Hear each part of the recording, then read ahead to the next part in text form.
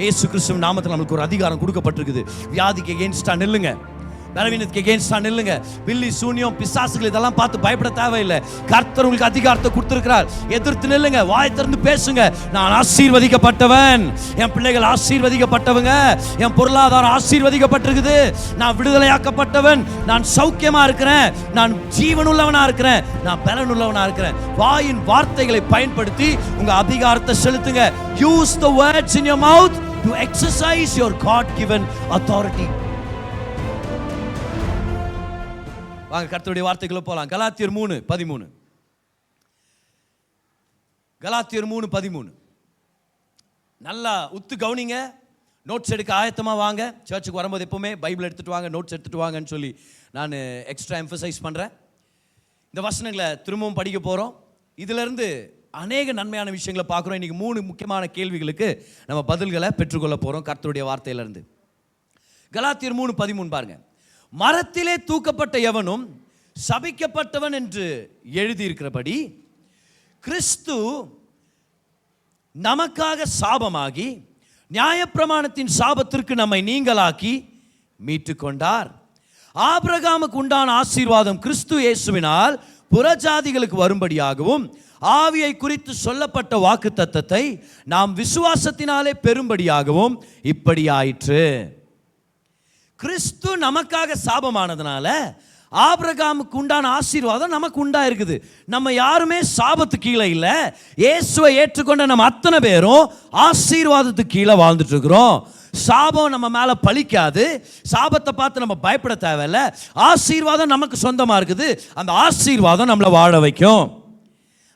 சபிக்கப்பட்டவன்னா என்ன அர்த்தம்? ஆசீர்வதிக்கப்பட்டவன்னா என்ன அர்த்தம்? சபிக்கப்பட்டவன்னா to be cursed means to be marked for destruction. அழிந்து போகும்படி குறிக்கப்பட்டவன் அப்படின்னு அர்த்தம். காடுகளுக்குள்ள போனா கவர்மெண்ட் பர்மிஷனோட ஒரு சில பகுதிகளில் மரத்தை வெட்டுறதுக்கு அவங்க ஆயத்தமாகுவாங்க.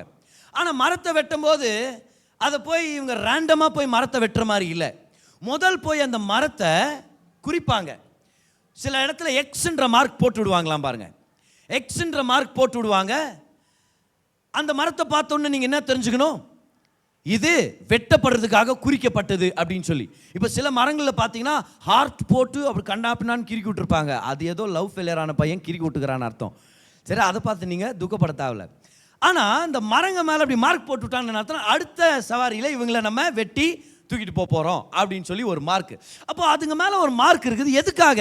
வெட்டப்படும்படி ஒரு மார்க், ஒரு விதமாக அவங்க குறிப்பிடப்பட்டிருக்கிறாங்க.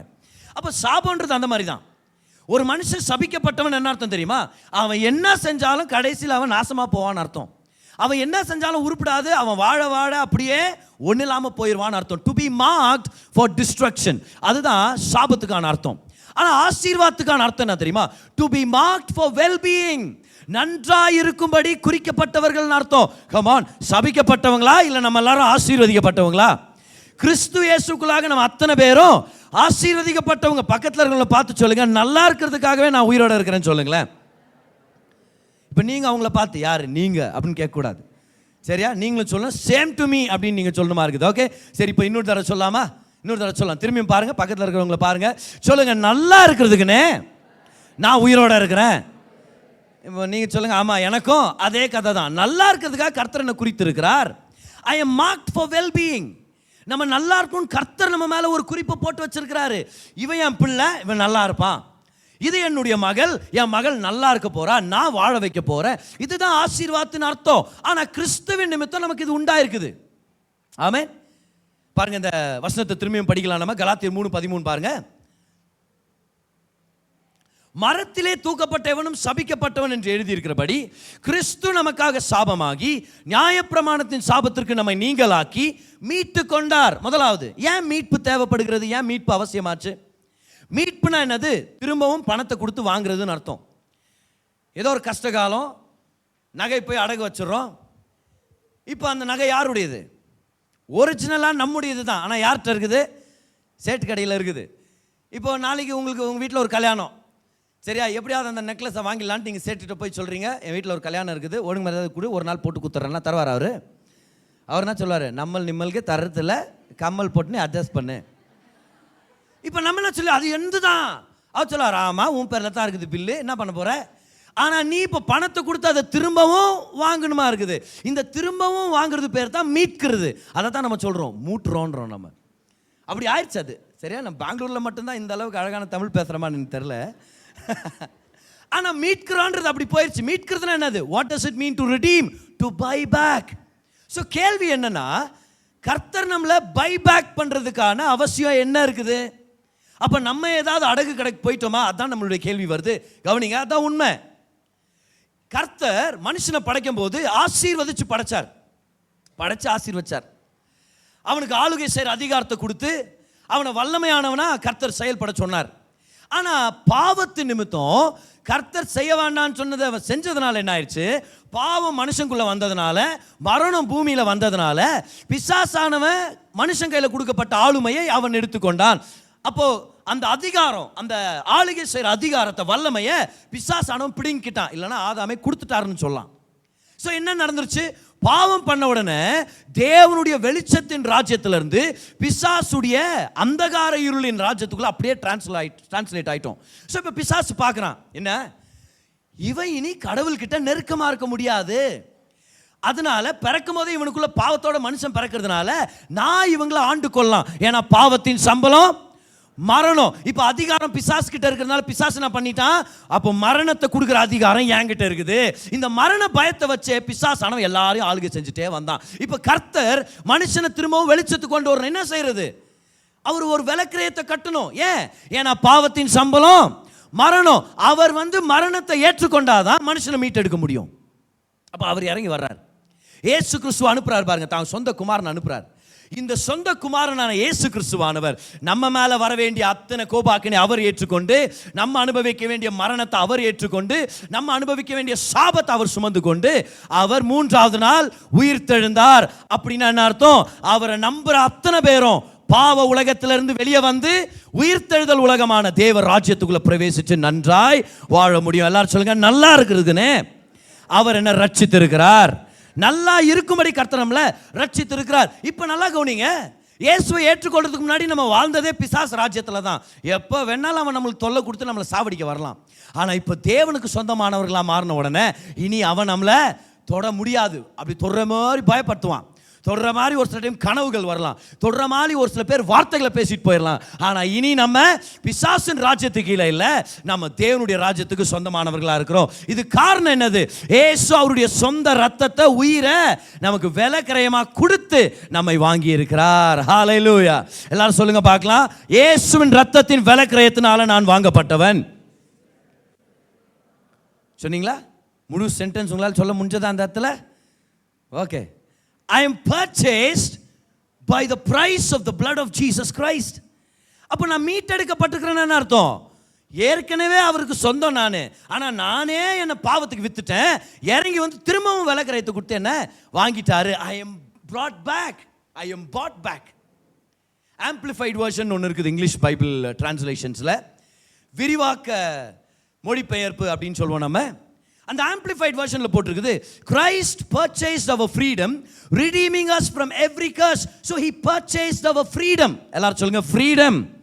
freedom என்ற வார்த்தையை நம்ம ரெண்டா பிரிச்சோம்னா, ஃப்ரீ அப்புறம் டொமைன் அப்படின்னு வரும், ஃப்ரீ அப்புறம் டொமினியன் அப்படின்னு வரும். ஸோ ஃப்ரீடம்னா என்ன அர்த்தம்? விடுதலைன்னு என்ன அர்த்தம்? கர்த்தர் என்னை விடுவிச்சதே ஆளுகை செய்யும்படி. I am free to dominate. If you are free in Christ, you are free to dominate. வியாதியை டாமினேட் பண்ண தான் கர்த்தர் நம்மளை அழைச்சிருக்கிறார்.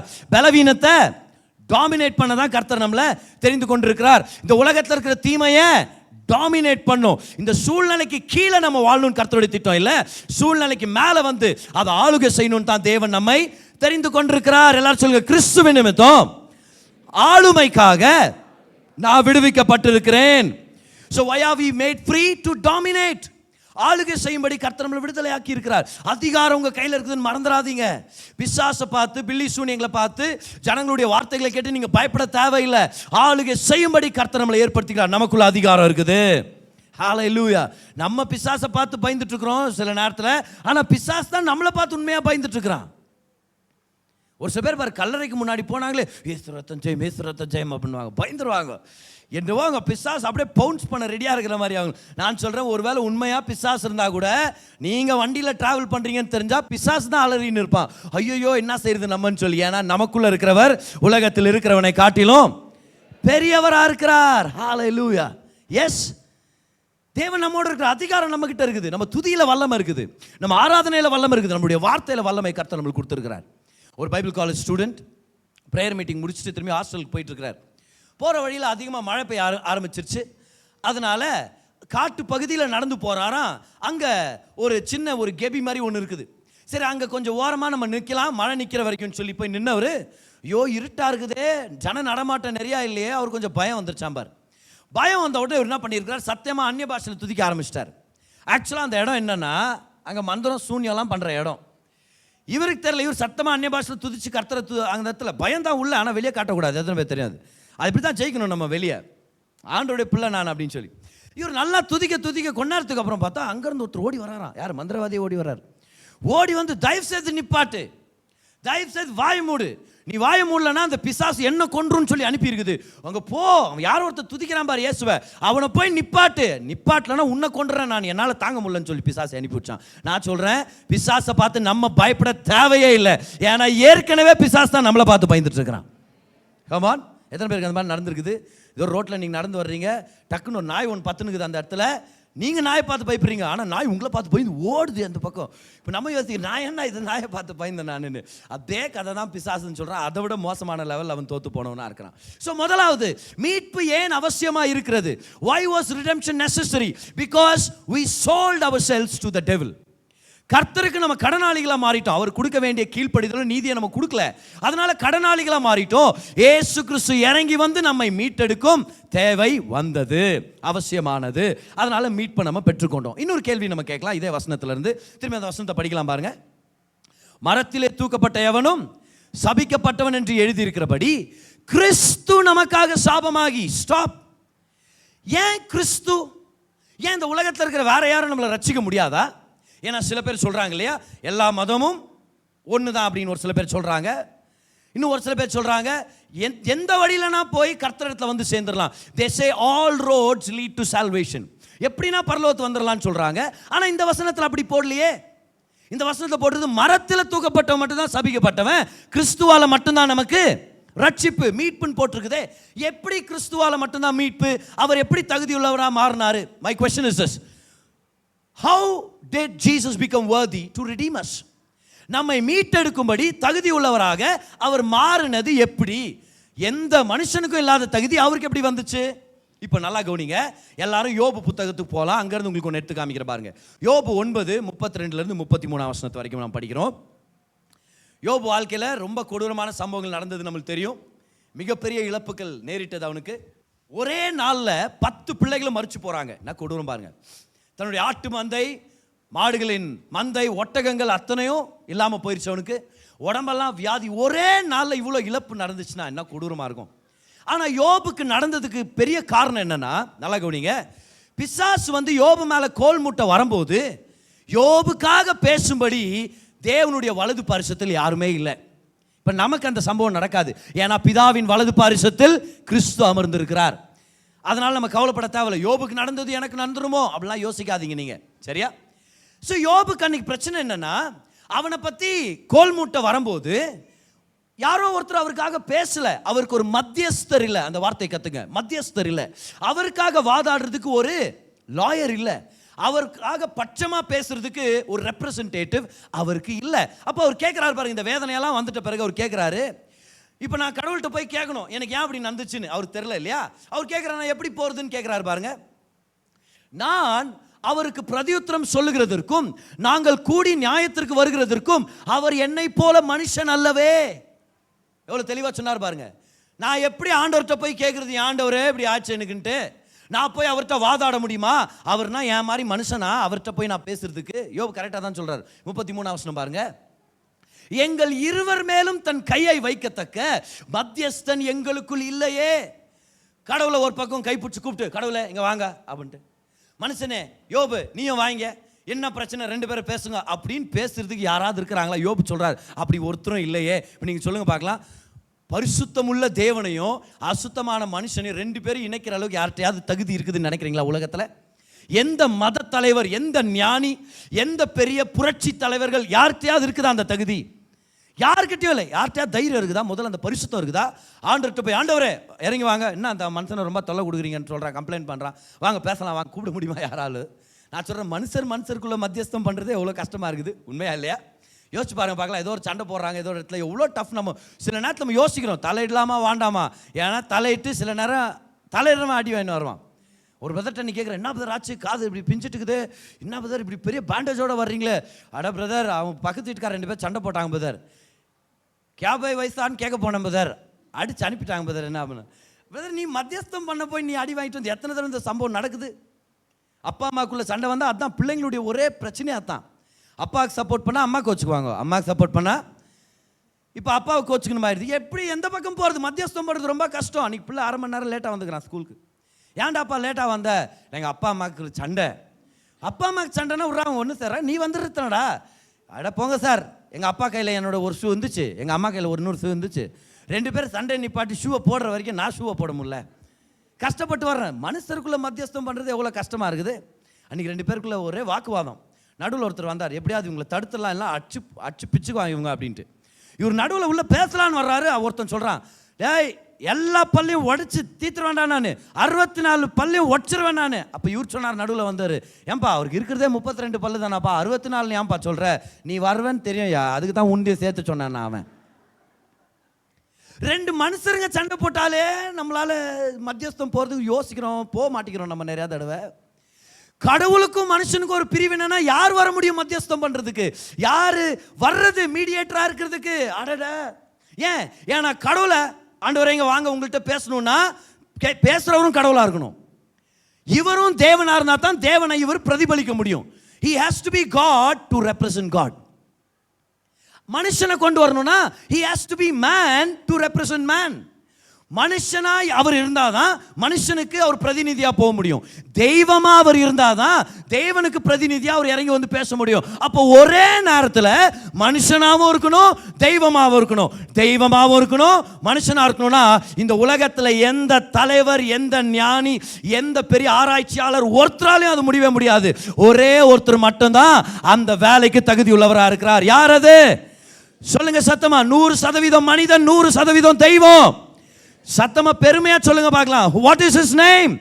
ஜீசஸ். அவர் மட்டும்தான் மனிதனுக்கு மனிதனாகவும் தேவனுக்கு தேவனாகவும் இறங்கி வந்து யோபுக்காக பேச முடியும், நம்ம எல்லாருக்காகவும் பேச முடியும். The only mediator is Jesus Christ. Come on, நல்லா கரங்களை தட்டி அவருக்கு நன்றி செலுத்துங்க இந்த விஷயத்துக்காக. எஸ். அப்போ இந்த வசனத்தை படிக்கிறோம், கிறிஸ்து நமக்காக சாபமாகி. ஏன் அவருக்கு மட்டும் தான் தகுதி இருக்குது. அவர் தான் தெய்வம், அவர் தான் மனிதன். ஒரே நேரத்தில் மனிதனாகவும் தெய்வமாகவும் நமக்காக செயல்படுகிறவர் அவர் மட்டும்தான். அதனால தான் அவர் வந்து முழு மனுக்குலத்தின் சாபத்தை அவர் ஏற்றுக்கொண்டார். உங்களுக்கு ஒரு 5 வசனத்தை காமிக்கிறேன் பாருங்க. இயேசு கிறிஸ்து எப்படி மனிதனாகவும் தெய்வமாகவும் இருக்கிறாருன்னு தெளிவாக வேதத்தில் நமக்கு ஆதாரங்கள் இருக்குதுன்னு சொல்லி. எல்லாரும் வாங்க, ஏசாயா 9:6. Jesus is 100% God and 100% man. He was the son of God and the son of man. Okay, so பாருங்க, ஏசாயா 9:6 பாருங்க. நமக்கு ஒரு பாலகன் பிறந்தார். ஸ்டாப். பிறந்தார்னா அது மனுஷனா தெய்வமா? ஒரு தெய்வம் எப்படி பிறக்க முடியும்? அவருக்கு தான் ஆரம்பமே இல்லையே. சில பேர் வந்து கேட்பாங்க, கிறிஸ்மஸ் அன்னைக்கு, இன்னைக்கு தான் ஜீசஸ் பிறந்தார்னு உங்களுக்கு தெரியுமா? அவர் இன்னைக்கு தான் அன்னைக்கு தான்றதெல்லாம் எனக்கு தெரியல, ஆனால் அவர் பிறந்தார்ன்றதை நான் கொண்டாடுறேன். ஏன்னா மனுஷனா அவர் பிறந்தாகணும், ஆனால் தெய்வமா அவருக்கு பிறப்பே இல்லை. அப்போ நீங்கள் யாராவது உங்களை பார்த்து கேட்பாங்க, ஏன் ஜீசஸுடைய பர்த்டே பைபிளில் ரெக்கார்ட் ஆகலை? நீங்கள் சொல்லுங்கள், ஏன் தெரியுமா ரெக்கார்ட் ஆகலை? ஏன்னா அவர் சதா காலமும் தேவனாக இருக்கிறார், அவருக்கு பிறப்பே இல்லை. ஒருவேளை ஜீசஸ்க்கு ஒரு பர்த் டேட்டை கடவுள் கொடுத்துருந்தாருன்னா அவரை வெறும் மனுஷனாவே நம்ம பார்த்துருப்போம். அதை அவாய்ட் பண்ணுறது கர்த்தர் அந்த டேட்டே கொடுக்கவே இல்லை. ஓகே, நமக்கு ஒரு பாலகன் பிறந்தார், அது மனுஷன். இப்போ அடுத்தது பாருங்க, நமக்கு ஒரு குமாரன் கொடுக்கப்பட்டார். ஏன் கொடுக்கப்பட்டார்? அவர் ஏற்கனவே குமாரனாக இருந்தார், அதனால கொடுக்கப்பட்டார். பிறந்ததுனால தான் மனுஷன், ஆனா குமாரனா ஏற்கனவே இருந்ததுனால அவர் குமாரனாக இறங்கி வர்றார். அப்போ மனுஷனாவும் இருக்கிறத பார்த்துருக்கிறோம், இங்க தேவனாகவும் இருக்கிறத பார்க்குறோம். அந்த வசனத்தை தொடர்ந்து படிக்கிறோம் பாருங்க. கர்த்தத்துவம் அவர் தோளின் மேல் இருக்கும், அவர் நாமம் அதிசயமானவர். நல்லா கவனிங்க, அவர் வேற அதிசயம் செய்கிறவர் இல்லை, அவர் நாமமே அதிசயமானவர். He does not just do wonderful things, his name is wonderful. சரியா? அவர் நாமம் அதிசயமானவர், ஆலோசனை கர்த்தா, வல்லமையுள்ள தேவன். ஜீசஸ் யாரு? மனுஷன் மட்டும் இல்லை, தேவன். நித்திய பிதா, சமாதான பிரபு. எல்லாரும் சொல்லுங்க இந்த வார்த்தையை, சமாதான. என்ன அர்த்தம் சமாதான பிரபுனா? சமாதானத்தை உண்டு பண்ணுகிற பிரபு. யார் யாருக்குள்ள சமாதானத்தை உண்டு பண்ணுகிறார்? தேவனுக்குள்ளவும் தேவனுக்கும் மனுஷனுக்கும் மத்தியில சமாதானத்தை உண்டு பண்ணுகிற சமாதான பிரபு. அதனால தான் அவர் நம்ம மீட்டெடுக்க தகுதி உள்ளவராக இருக்கிறார். மனுஷனாகவும் இருக்கிறார், தேவனாகவும் இருக்கிறார். இன்னொரு வசனத்துக்கு போலாம் வாங்க. மத்தேயு 16:13 வசனமும் அப்படியே படிச்சுட்டு வரலாம் பாருங்க. 13 இருந்து படிக்கிறேன் பாருங்க. பின்பு இயேசு பிலிப்பு செசரியாவின் திசைகளில் வந்தபோது தம்முடைய சீஷரை நோக்கி, மனுஷகுமாரனாகிய என்னை ஜனங்கள் யார் என்று சொல்லுகிறார்கள் என்று கேட்டார். அப்போ ஜீசஸே அவரை பற்றி என்னன்னு சொன்னாரு? மனுஷகுமாரன். அவரே தானே சொன்னாரு, மனுஷகுமாரனாகிய என்னை ஜனங்க என்னன்னு சொல்றாங்க என்றார். இப்போ வர்ற பதில் பாருங்க, 14 வசனம். அதற்கு அவர்கள், சிலர் உம்மை யோவான் ஸ்நானன் என்றும், சிலர் எலியா என்றும், வேறு சிலர் எரேமியா அல்லது தீர்க்கதரிசிகளில் ஒருவர் என்றும் சொல்லுகிறார்கள் என்றார்கள். 15 வசனம். அப்பொழுது அவர், நீங்கள் என்னை யார் என்று சொல்லுகிறீர்கள் என்று கேட்டார். இப்போ பேதுரு ஆன்சர் பாருங்க. சீமோன் பேதுரு பிரதியுத்தரமாக, நீர் ஜீவனுள்ள தேவனுடைய குமாரனாகிய கிறிஸ்து என்றான். 13 வசனத்துல இயேசு கிறிஸ்து சொல்றாரு, மனுஷகுமாரனாகிய என்னை பத்தி என்ன சொல்றாங்கன்னு. ஆனா 16 வசனத்துல பேதுரு சொல்றாரு, நீங்க ஜீவனுள்ள தேவனுடைய குமாரன். He is a son of man, at the same time he is the son of God. இன்னொரு வசனத்துக்கு போலாம். மத்தேயு 1:23. இப்போ 1:19 பாருங்க. 1:19 பாருங்க. ஒரு பிள்ளை பிறக்குன்றதை பற்றி பேசுகிறாரு. மரியாள் யோசேப்பு கிட்ட பேசிட்டு இருக்கிறார் இதை பற்றி. ஆனால் யோசேப்போட இணையறதுக்கு முன்னாடியே மரியாள் கர்ப்பவதியாக இருக்கிறாங்க. ஒரு கன்னி பிறப்பு இது. ஏன்னா வித்து யோசேப்பு கிட்ட இருந்து வரல, வித்து தேவனுடைய வார்த்தை தான் வித்தா மாறியது. அவள் புருஷனாகிய யோசேப்பு நீதிமானாய் இருந்து அவளை அவமானப்படுத்த மனதில்லாமல் ரகசியமாய் அவளை தள்ளிவிட யோசனை பண்ணியிருந்தான். அப்போ ஒரு தேவதூதர் வந்து சொல்றார் பாருங்க, 20 வசனத்தை பாருங்க. அவன் இப்படி சிந்தித்துக் கொண்டிருக்கையில் கர்த்தருடைய தூதன் சொப்பனத்தில் அவனுக்கு காணப்பட்டு, தாவீதின் குமாரனாகிய யோசேப்பே, உன் மனைவியாகிய மரியாளை சேர்த்துக்கொள்ள ஐயப்படாதே, அவளிடத்தில் உற்பத்தி ஆகிறது பரிசுத்த ஆவியினால் உண்டானது. அவள் ஒரு குமாரனை பெறுவாள். ஸ்டாப். ஒரு குமாரனை பெறுவாள். She will give birth to a son. That talks about humanity. பெறுவாள் அப்படின்னும் போது, when it is born, it's a human baby. ஆனா 23 வசனத்தை பாருங்க. 23 வசனத்தை பாருங்க. அவருக்கு என்ன பேர் வைக்கணும்னு சொல்றாரு. அவன், இதோ ஒரு கன்னிகை கர்ப்பவதியாகி ஒரு குமாரனை பெறுவாள், அவருக்கு இம்மானுவேல் என்று பெயரிடுவார்கள் என்று சொன்னான். இம்மானுவேல் என்பதற்கு தேவன் நம்மோடு இருக்கிறார் என்று அர்த்தமாம். ஒரு பிள்ளையை பெறுவாள், மனுஷன். தேவன் நம்மோடு இருக்கிறார், தெய்வம். மனுஷன் அதே நேரத்தில் தெய்வமா இருக்கிறார். 1 தீமோத்தேயு 3:16 வாங்க. அன்றியும் தேவ பக்திக்குரிய ரகசியமானது யாவரும் ஒப்புக்கொள்ளுகிறபடியே மகா மேன்மை உள்ளது. தேவன் மாம்சத்திலே வெளிப்பட்டார். கவனிச்சிங்களா? அங்கே பார்த்துட்டோம் இயேசு கிறிஸ்துவ. தேவன் ஆனா மாம்சத்தில் வெளிப்பட்டார். ஆவியிலே நீதி உள்ளவர் என்று விளங்கப்பட்டார். தேவ தூதர்களால் காணப்பட்டார். புறஜாதிகளிடத்தில் பிரசங்கிக்கப்பட்டார். உலகத்திலே விசுவாசிக்கப்பட்டார். மகிமையிலே ஏறெடுத்துக் கொள்ளப்பட்டார். கவனிங்க, தேவன் மாம்சத்திலே வெளிப்பட்டார், இயேசு கிறிஸ்துவானவர். அதே புத்தகம் 4 அதிகாரம் 10 வசனம். அதே புத்தகம் 4 அதிகாரம் 10 வசனம் பாருங்க என்ன போட்டிருக்குன்னு சொல்லி. இது நிமித்தம் பிரயாசப்படுகிறோம், நிந்தையும் அடைகிறோம். ஏனெனில் எல்லா மனுஷருக்கும் விசேஷமாக விசுவாசிகளுக்கும் இரட்சகராகிய ஜீவனுள்ள தேவன் மேல் நம்பிக்கை வைத்திருக்கிறோம். இரட்சகர் யாரு? இயேசு கிறிஸ்து. ஆனா அவரை பத்தி என்ன சொல்றாரு? ஜீவனுள்ள தேவன். எல்லாரும் கை உயர்த்துங்க, எல்லாரும் சொல்லுங்க, அவர்தான் யார்? இரட்சகர். அவர்தான் ஜீவனுள்ள தேவனா இருக்கிறார். அப்ப 100% மனுஷன் தெய்வம் வரும்போது இவருக்கு மட்டும்தான் தகுதி இருக்குது. பரிசுத்தமுள்ள தேவனுடைய கையை பிடிச்சு அசுத்தமுள்ள மனுஷனுடைய கையை பிடிச்சு தன்னுடைய பாக்கெட்ல தன்னுடைய ரத்தத்தினால சொல்றேன் நான், தன்னுடைய ரத்தத்தினால கிரயத்தை கட்டி அசுத்தமான மனிதனை சுத்தமாக்கி பரிசுத்தமான தேவனோட இணைக்கிறதுக்கு அவருக்கு மட்டும்தான் தகுதி. இந்த உலகத்தில் இருக்கிற எந்த மதத்திலும் இந்த செய்தி இல்லை. இந்த உலகத்தில் இருக்கிற எந்த மத தலைவராக இருக்கலாம், எந்த தேச தலைவராக இருக்கலாம், எந்த புரட்சி தலைவர்களாக இருக்கலாம், யாருக்குமே இந்த தகுதி இல்லை. தெய்வமா இருந்தவர் மனுஷனா இறங்கி வந்து தெய்வத்தையும் மனுஷனையும் ஒன்றாக்கி இருக்கிறார். தன்னுடைய மரணத்தினால ஒன்றாக்கி இருக்கிறார். Come on. எஸ், அவருக்கு மட்டும்தான் துதி, அவருக்கு மட்டும்தான் புகழ். நல்லா நன்றி செலுத்துங்க. ஏன்னா அவர் மகிமைக்கு பாத்திரரா இருக்கிறார். ஒரே ஒரு மீடியேட்டர் மட்டும்தான், அது இயேசு கிறிஸ்துவானவர் மட்டும்தான். திரும்பி வாங்க கலாத்தியர் 3:13. அப்போ முதலாவது ஏன் மீட்பு அவசியம்னு பார்த்தோம். பாவத்து நிமித்தம் நம்ம தொலைஞ்சு போயிட்டா அவர் மீட்பை கொண்டு வந்தார். ரெண்டாவது, கிறிஸ்து மட்டும்தான் மீட்க முடியுமான்னு நம்ம பார்த்தோம். அவரால் மட்டும்தான் முடியும். ஏன்னா அவர் தான் தெய்வமாகவும் இருக்கிறார், மனுஷனாகவும் நமக்காக இறங்கி வந்தாருன்னு சொல்லி நம்ம பார்க்குறோம். இப்போ மூணாவது கேள்விக்குள்ள நம்ம போகிறோம். இந்த வசனத்தை நம்ம படிச்சிடலாம். மரத்திலே தூக்கப்பட்ட எவனும் சபிக்கப்பட்டவன் என்று எழுதி இருக்கிறபடி. பல வாரங்களாக இந்த வசனத்தை படிச்சுன்னு இருக்கிறோம். இந்த எழுதி இருக்கிறபடின்னு படிச்சுன்னு இருக்கிறோமே, எங்கே தான் எழுதிக்கிறாருன்னு நீங்கள் பார்த்துலாம். நம்ம ரெடி ஆகுறீங்களா? ஓகே, வாங்க எங்கே எழுதியிருக்கிறார் இதை பற்றி நம்ம பார்க்கலாம். ஏன்னா மரத்தில் தூக்கப்பட்டவனும் சபிக்கப்பட்டவன் அப்படின்ற வசனம் எங்கே இருக்குதுன்னு முதல்ல நம்ம பார்த்துடலாம். உபாகமம் 21, 22, 23 கோர்வே வந்ததுனால ஈஸியாக நம்ம ஞாபகம் வச்சுக்கலாம். படிக்கிறேன், கவனிங்க. கர்த்தர் கொடுத்த பிரமாணம் இது. அவர் சொல்கிறாரு, கொலை செய்யப்பட ஒருவன் மேல் சாவுக்கு பாத்திரமான பாவம் உண்டாயிருக்க அவனுக்கு மரண தண்டனை கொடுக்குற அளவுக்கு ஒருத்தன் தப்பு பண்ணியிருக்கிறானா மரண தண்டனை கொடுங்கன்றார். ஆண்டவரே கேபிட்டல் பனிஷ்மெண்ட்டை கொண்டு வர்றார். ஒரு சில குற்றங்களுக்கு அப்படிதான் தீர்க்கணும்னு கர்த்தரே சொல்றார். அதனால இந்த விஷயத்தை நம்ம கவனிக்கணும் பாருங்க. ஒருவேளை ஒருத்தர் சாவுக்கு பாத்திரமான பாவம் உண்டாயிருக்க அவனை கொலை செய்யும்படி மரத்திலே தூக்கி போடுவாயானால், அவனை கொன்று மரத்தில் நீ தூக்கில் தொங்க விட்டுட்டனா என்ன பண்ணணும்னா, இரவிலே அவன் பிரேதம் மரத்திலே தொங்கலாகாது. அந்த நாளில் தானே, அந்நாளிலே தானே அதை அடக்கம் பண்ண வேண்டும். தூக்கி போடப்பட்டவன் தேவனால் சபிக்கப்பட்டவன். ஆகையால் உன் தேவனாகிய கர்த்தர் உனக்கு சுதந்திரமாக கொடுக்கும் உன் தேசத்தை தீட்டுப்படுத்தாயாக. எல்லாரும் சொல்லுங்க, தீட்டுப்படுத்தாயாக. அப்படின்னு என்ன அர்த்தம்? ஒரு மரண தண்டனை கைதி, அவனுக்கு தண்டனை கொடுத்து மரத்தில் தூக்கி போடுறீங்க. எதுக்காக? எல்லாரும் பாருங்கடா, இந்த மாதிரி குற்றம் பண்ணால் இப்படி தான் ஆகும், அதனால அதை பார்த்து தெரிஞ்சுக்கணும் ஒரு பயத்துக்காக என்ன பண்ணுற, ஒரு எக்ஸாம்பிளுக்காக அவனுக்கு மரத்தில் தூக்கி விட்டுறான்னு வச்சுங்களேன். கர்த்தர் சொல்கிறாரு, அப்படியே விட்டு போயிடாத, அன்னைக்கு சாயந்தரத்துக்குள்ள அந்த சரீரத்தை நீ அடக்கம் பண்ணிடணும். ஏன்னா இந்த மனிதன் சாபத்தை சுமக்கிறான், கர்த்தரால் சபிக்கப்பட்டவன். அப்படியே விட்டுட்டா என்ன நடக்கும்? கடைசி ஸ்டேட்மெண்ட் பாருங்க, உன் தேசத்தை தீட்டுப்படுத்தாயாக. நீ அப்படியே விட்டுட்டனா, சாயங்காலமே அடக்கம் பண்ணாம அப்படியே விட்டனா உன் தேசமே தீட்டுப்பட்டு போயிடும். அந்த சாபம் எல்லார் மேலேயும் வந்துடும். இப்போ இந்த பிரமாணம் எல்லாருக்கும் ஞாபகம் இருக்குது. இதை யோசுவா எப்படி கடைபிடிக்கிறாருன்னு பார்க்கலாமா? இப்போ இந்த பிரமாணம் கொடுக்கப்படும் போது இஸ்ரவேல் ஜனங்க வனாந்திரத்தில் இருக்கிறாங்க. ஆனால் இப்போ கானான்குள்ள வந்துட்டாங்க. வந்துட்ட பிறகு எப்படி இதை யோசுவா கடைபிடிக்கிறாருன்னு பார்க்கலாம். வாங்க ஜோஷுவா சாப்டர் 10.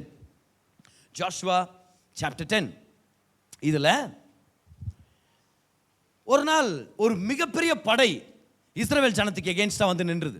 ஏன்னா இஸ்ரவேல் ஜனங்க போற இடம்லாம் கர்த்தர் வெற்றியை கொடுத்து அப்படியே ஒரு ஒரு பட்டணமாக பிடிச்சிட்டே வர்றாங்க.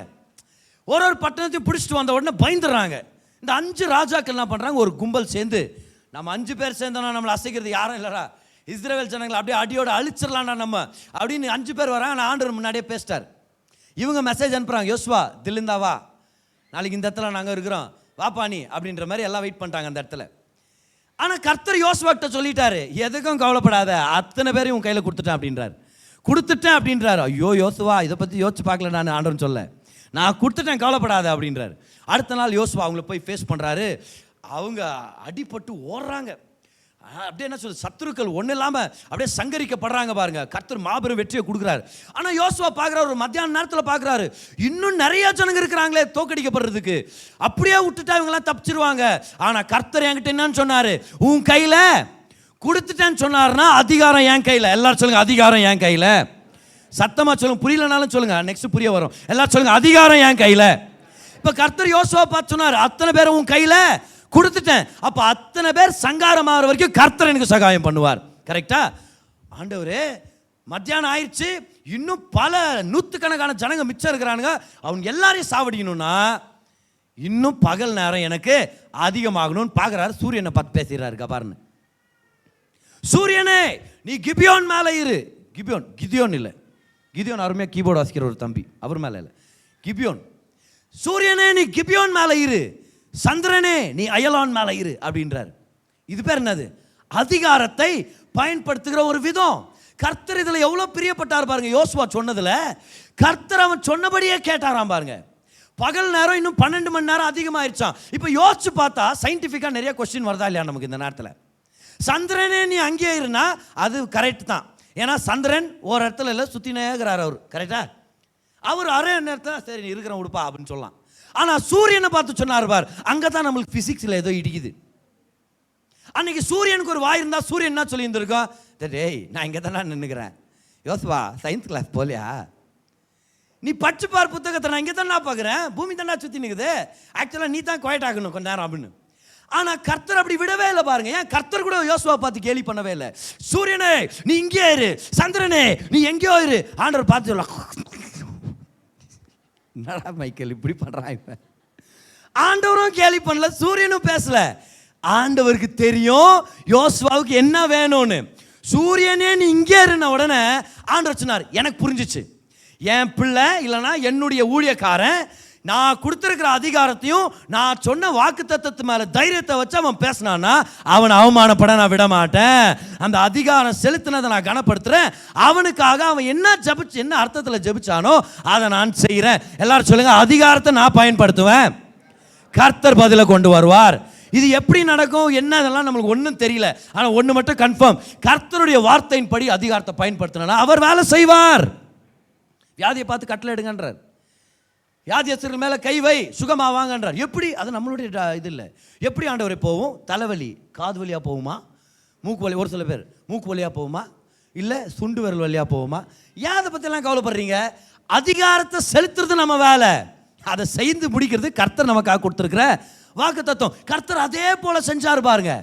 யோசுவா அதிகாரத்தை பயன்படுத்துறார். சூரியனே நீ கிபியோன் மேலே, சந்திரனே நீ அயலான் மேலே இருன்னு சொல்லி அவர் கட்டளை இடுறார். கர்த்தர் அதன்படி செய்கிற தேவனாக இருக்கிறார். ஹல்லேலூயா. God wants you to use your authority. இயேசு கிறிஸ்துவின் நாமத்தில் நமக்கு ஒரு அதிகாரம் கொடுக்கப்பட்டிருக்குது. வியாதிக்கு எகெயின்ஸ்டா நில்லுங்க, பலவீனத்துக்கு எகெயின்ஸ்டா நில்லுங்க. பில்லி சூனியம் பிசாசுகள் இதெல்லாம் பார்த்து பயப்பட தேவையில்லை. கர்த்தர் உங்களுக்கு அதிகாரத்தை கொடுத்திருக்கிறார். எதிர்த்து நில்லுங்க, வாய் திறந்து பேசுங்க. நான் ஆசீர்வதிக்கப்பட்டவன், என் பிள்ளைகள் ஆசீர்வதிக்கப்பட்டவங்க, என் பொருளாதாரம் ஆசீர்வதிக்கப்பட்டிருக்குது, நான் விடுதலையாக்கப்பட்டவன், நான் சௌக்கியமா இருக்கிறேன், நான் ஜீவனுள்ளவனா இருக்கிறேன், நான் பலனுள்ளவனா இருக்கிறேன். வாயின் வார்த்தைகளை பயன்படுத்தி உங்க அதிகாரத்தை செலுத்துங்க. Use the words in your mouth to exercise your God given authority. God loves for you to use your authority. நம்ம பயந்துட்டு இருக்க கூடாது. பிரச்சனை கிட்ட இருந்து நம்ம ஐடியாங்களை வாங்கின்னு இருக்கக்கூடாது.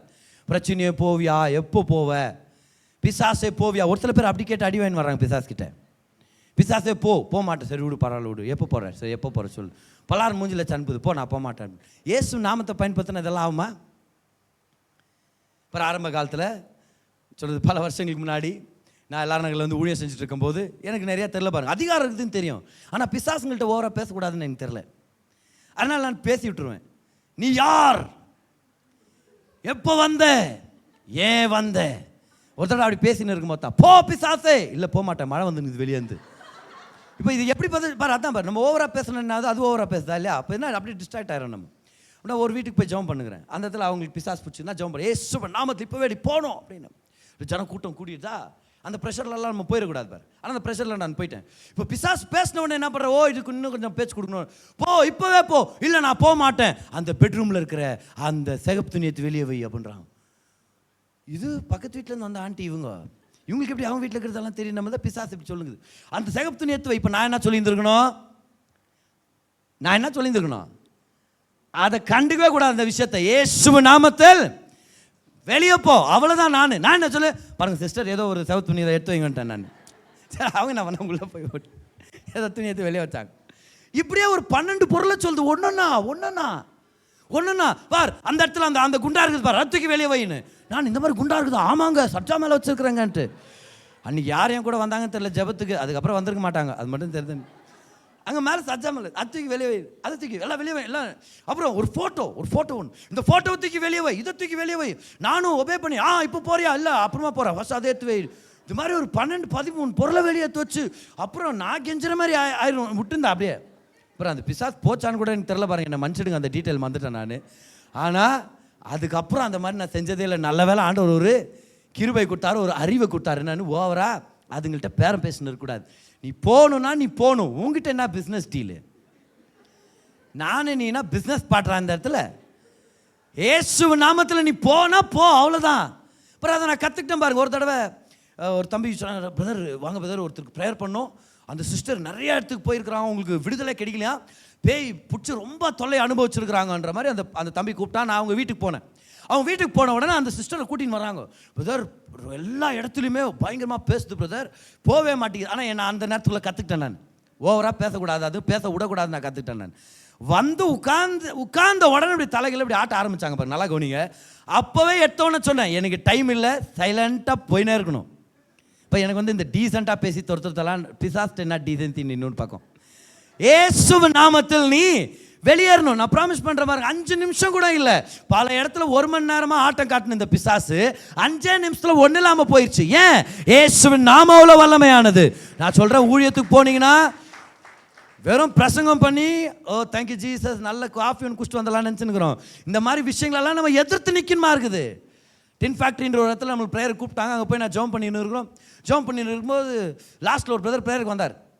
அவருக்கு ப்ரேயர் பண்ணுறாங்க, பாருங்க ஒரு வாய்ஸ் மாறுது அப்படின்றார், தலைகள் ஆட்டுறாரு, சத்தமாக பேசுகிறாரு. சத்தமாக பேசிட்டு சொல்கிறாரு, டாய் பார்த்துடலாமா, நீ போறியா நான் போறியா, எடுத்த ஒன்று எல்லாரும் வேறு, நான் ப்ரைவேட்டாக இருந்தால் அது வேறு, எல்லாம் பிரசங்கம் பண்ணி எல்லாரும். ஆனால் பயப்படக்கூடாது, பக்கத்தில் பார்த்து சொல்லுங்க பயப்படாத, சொல்லுங்க பயப்படக்கூடாது, பயம் வந்தாலும் காமிக்கூடாது வெளியே. அதான் அழைப்பு, அதான் அபிஷேகம், முகத்தில் தெரிஞ்சிடக்கூடாது. அதை மனசுக்குள்ளே சொல்லணும், என்னோட இருக்கிறீங்க ஆண்டவரே, நான் கவலைப்பட போகிறதில்ல. அவர் சொல்கிறாரு பார்த்துடலாமா, நான் சொன்னேன் பார்த்துடலாமாவா, நீ தான் போறேன்னு எனக்கு தெரியும், இயேசுவின் நாமத்தில் சொல்றதுல பட்டுன்னு கீழே விழுந்தார் பாருங்க, பிசாசு போயிடுச்சு. அதிகாரம் நம் கையில் இருக்குது. கர்த்தர் நம்ம அதிகாரத்தை நம்ம பயன்படுத்தணும்னு சொல்லி விருப்பப்படுறார். கமான், அதிகாரம் உடையவங்க ராமன் சொல்லுங்க. ஹல்லேலூயா. கமான், என்கிட்ட எங்கே பதில் அதிகாரம், கல்யாணத்துக்கு அப்புறம் எல்லா அதிகாரம் பண்ணாட்டிட்டு போயிடுச்சு ஒரு சில பேர் அங்கே. சரியா, ஒருத்தரை பார்த்து சொன்னேன் நான், நீ பைபிள் மாதிரிமா, ஏன் நிறைய அதிகாரம் இருக்குது உனக்கு, உன் கணவர் மேலே ரொம்ப அதிகாரம் இருக்கு.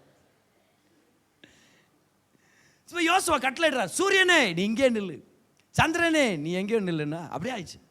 அடுத்து 12 மணி நேரம் பகல் அப்படியே அதிகமாகுது பாரு. எல்லாரையும் அடித்து சங்காரமாக்கி யோசுவாவுக்கு ஒரு செய்தி வருது, சார் 5 ராஜாங்க, ஆமாம் எங்கே அவனுங்க எல்லாம் போய் ஒரு குகையில் ஒழிஞ்சுன்னுக்குறாங்க, இப்போ அவங்களை டிஸ்டர்ப் பண்ணாத, கல்லெல்லாம் போட்டு க்ளோஸ் பண்ணி வச்சுரு அவங்கள, லாஸ்ட்டில் அவங்களை வெளியே கொண்டு வரலாம். யுத்தம் முடிஞ்ச பிறகு இந்த 5 பேரை கொண்டு வராங்க பாரு வெளியே. கொண்டு வந்த உடனே யோசுவா என்ன பண்ணுறாருன்னு நினைக்கிறேன், அதை நம்ம படிக்கணும்னு நினைக்கிறேன். வாங்க 24ஆம் வசனம் பாருங்க, யோசுவா 10:24. ஜோஷுவா 10 and verse number 24 பாருங்க.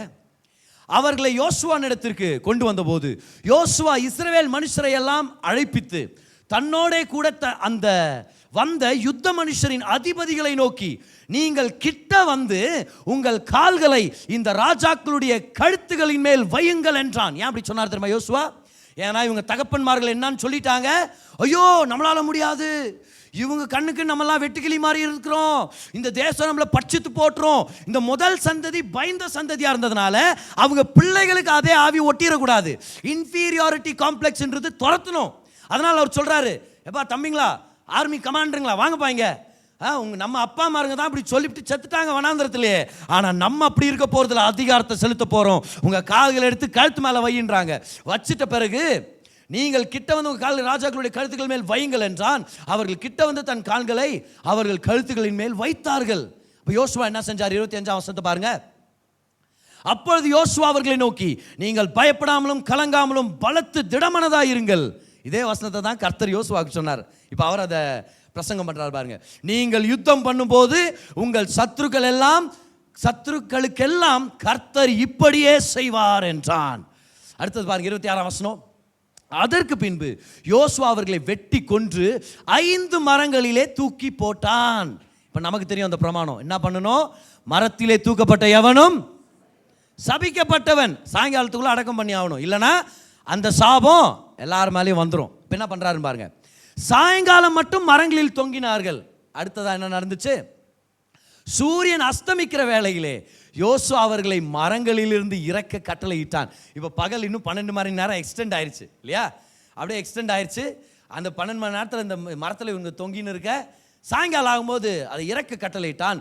அவர்கள் ஒளித்து கொண்டிருந்த கெபியிலே அவர்களை போட்டு இந்நாள் வரைக்கும் இருக்கிறபடி பெரிய கற்களை கெபியின் வாயிலே அடைத்தார்கள். எல்லாரும் சொல்லுங்க, மரத்திலே தூக்கப்பட்ட எவனும் கர்த்தரால் சபிக்கப்பட்டவன்.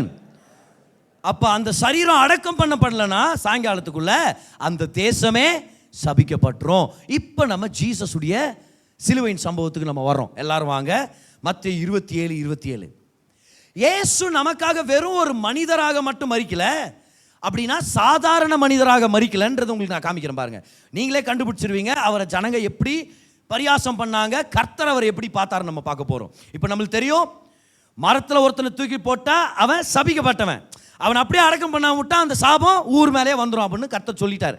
இப்போ இயேசு கிறிஸ்து இறங்கி வர்றாரு சாபத்தெல்லாம் சுமக்கிறதுக்கு. என்ன நடந்துச்சுன்னு பாருங்க.